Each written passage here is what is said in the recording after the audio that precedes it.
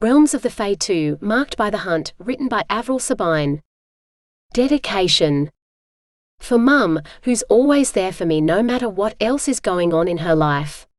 No words are adequate to convey how I feel, so all I can say is thank you.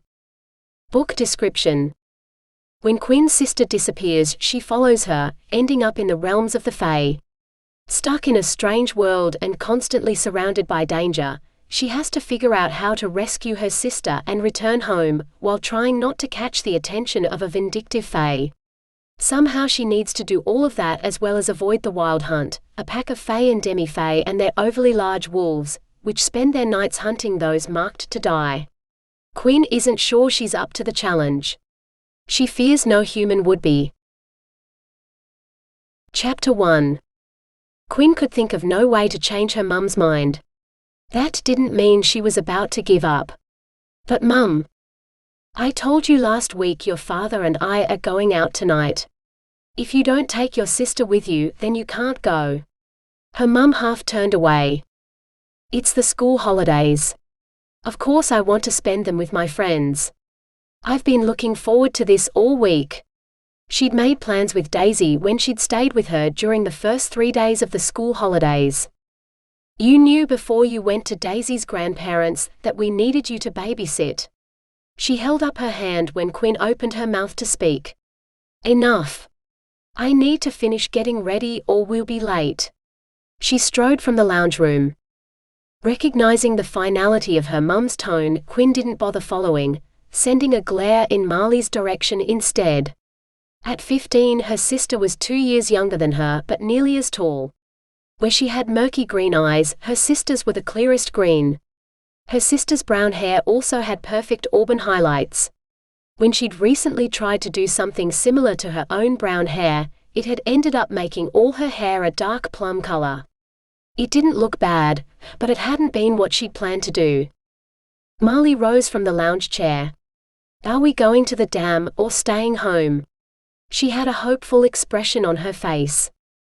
Quinn wanted to say no, but who knew when she'd next get the chance to go swimming in the dam during a full moon. Daisy had mentioned several times when she'd stayed with her Saturday, Sunday and Monday that she had to go swimming in her grandparents' dam during a full moon. That it was like swimming in a pool of silver. It probably wasn't, because Daisy had a tendency to exaggerate, but she wanted to find out for herself. Marley's hopeful expression faded. Please, Quinn. I should say no since you nearly killed Buddy.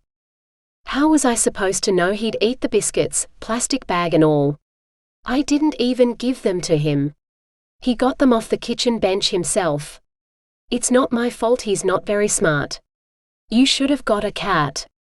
They're smarter than dogs. She opened her mouth to defend her dog. He wasn't very pretty, she had no idea what breed he was. He had a boring name, but she hadn't been able to resist his sad eyes when she'd seen an ad for him. His last owner had died and he'd needed a new home in a hurry. His deep brown eyes had stared at her out of the photo, begging to be loved. There was no time to argue. Not if she wanted to go to the farm with Daisy, Ted and Scout. Don't you dare hassle Scout. I never hassle him. He's the one who always talks to me. That's because he's being polite. You're the one that rambles. Did he say something? Of course he didn't. He's too polite for that. But I know him. In fact, she'd known him nearly her entire life. As well as Daisy and her twin brother Ted. The four of them had been best friends since they were toddlers, all living in the same street, only several houses separating them. Can we go? She paused a moment before nodding. But if you annoy anyone. She let her words trail off rather than trying to figure out a threat. I won't. Promise. The last word was flung over Marley's shoulder as she hurried from the room. I won't be long. Don't leave without me. She stared after her sister, sighing. How was she ever going to get Scout's attention when Marley was hanging around, monopolizing him? She had no idea but guessed she better get ready and send a text to Daisy so they could pick her up. It didn't take long to put on swimmers, pulling a pair of jeans and a t-shirt over them. After shoving a few things in an overnight bag, she spent a few minutes with Buddy, who still hadn't bounced back from his vet trip. Since it was only Sunday, she supposed it hadn't been that long. He was sure to be fully recovered in another few days. By the time Ted hit the horn out the front, Marley was waiting in the lounge room for her. She wore a skirt and far too much makeup, her overnight bag at her feet. Before Quinn had the chance to warn her sister away from Scout again, her parents entered the room. "I want you both home by lunch tomorrow." Her mum kissed first her cheek, then Marley's. Quinn nodded. There wasn't any point in staying longer, since she'd have Marley with her. "Sure." She returned her dad's hug as he said goodbye. "See you, Mum." "Dad." Marley picked up her bag and headed for the door. Opening it, she grinned at Scout, who had his hand raised to knock. "Hi, Scout." Quinn wanted to push Marley out of the way, so she could be the one to receive Scout's smile. Instead, she said goodbye to her parents and headed for the door, her grip tightening on the handle of her overnight bag. It was so unfair. Marley had barely spoken to Scout until this year. "Are we going or standing around all night?" She slid her feet into the sneakers she'd left by the front door. Scout turned his grin towards Quinn. "Going." He looked past Quinn to her parents. "See you." Quinn trailed behind Scout and Marley, enough light cast from the streetlight for her gaze to roam across his narrow frame. Ted had called him Scout back when they'd first started school, and his favorite phrase had been, "We should check that out." Nothing had changed. He still liked to scout out new places and explore. There were times when she envied his tendency to go off for days at a time exploring. Most times she remembered the disaster her own attempt at exploring had been, and her envy soon died. Once the overnight bags were in the boot, Quinn got in the front seat, wishing it wasn't her turn. Marley was likely to take sitting next to Scout as an invitation to talk to him the entire drive. After buckling up, she faced Daisy, who was seated behind Ted, unusually silent. "What's wrong?" Daisy gestured towards her brother. "He's the reason Paul won't date me." "Actually, both of them are." She looked past Marley to include Scout in her glare. Quinn frowned. "That doesn't make sense." "He heard about the last one."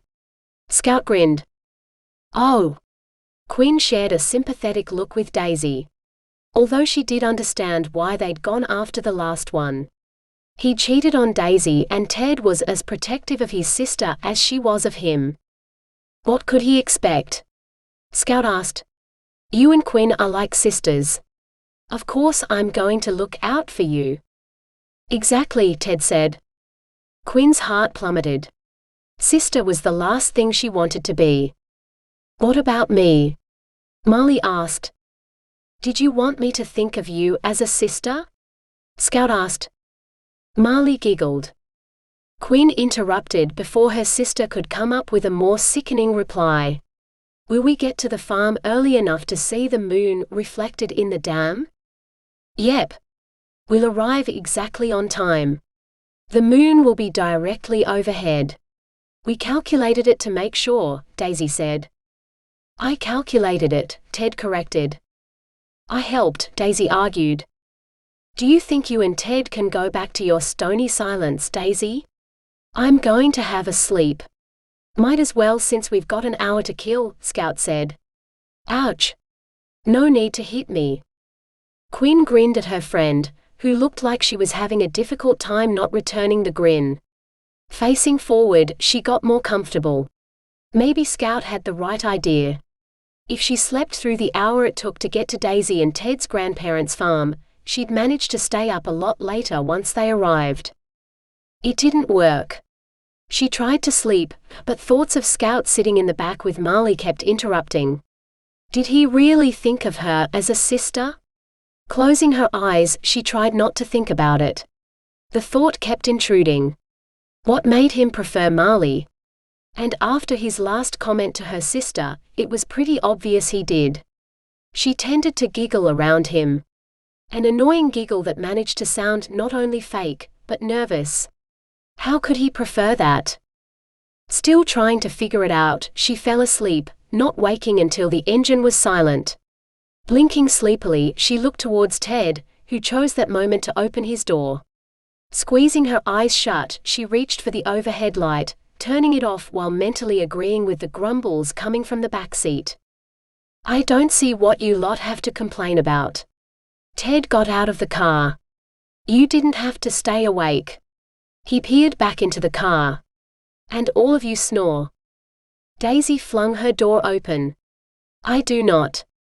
Quinn got out of the car more slowly, smiling as she listened to Daisy and Ted's good-natured arguing. The smile faded when she glanced in the back to see Marley half sprawled over Scout, who was gently waking her. She hurried after Daisy and Ted. Nothing was the same when Marley was with them. Normally it would have been the four of them walking together, joking. Trying to take her mind off Marley and Scout, who she could now hear following her, she looked around at her surroundings. Ted had parked in the paddock near the dam. There was only a short distance to the side of the dam that rose up high enough to make a good jumping platform. Reaching the top, she stood beside Daisy and Ted, staring at the moon reflected in the still water below. It looked amazing. Daisy had been right. This was something she needed to do. They'd gone swimming each night she'd stayed at the start of the holidays, but those nights were lame in comparison. Although they hadn't seemed so at the time. Marley came to a stop beside Quinn, Scout on her other side. Are we planning to go in, or are we going to stand and stare all night? Quinn fought the urge to push her sister in. Her hands curled into fists as she barely managed to control them. I don't see you rushing to get in, Scout teased Marley.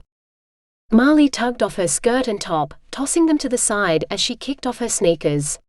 I guess I'm going first. Raising her hands above her head, she dived into the water. Her body slid through the center of the reflection of the moon, barely making a ripple. Quinn waited for her sister to surface. The water remained still. She took a step forward, nearly at the edge. Marley better not be playing a joke on them. Where is she? Scout's voice reflected the worry Quinn felt. Is it possible to hold your breath that long? Ted asked. Daisy grabbed Quinn's arm. I'm going to throttle your sister when she surfaces. This isn't funny. When the water remained smooth, fear curled through her stomach. She tugged her arm from Daisy, ignoring her comment to let someone else go. Not bothering to remove her shoes or clothes, she dived off the bank. Aiming for the reflection of the moon, she slid through it, the water colder than she'd expected. Is that what had happened to Marley? Had the cold caused her to cramp? Her hands brushed the bottom of the dam, the depth of the water making it impossible for her to see. Twisting and turning in the water, she tried to find her sister. When her breath burned in her lungs, she swam to the surface, hoping to find her there. Breaking the surface, she tread water as she wiped the drips from her eyes. Her mouth dropped open and she wiped at her eyes again. The scene before her remained the same.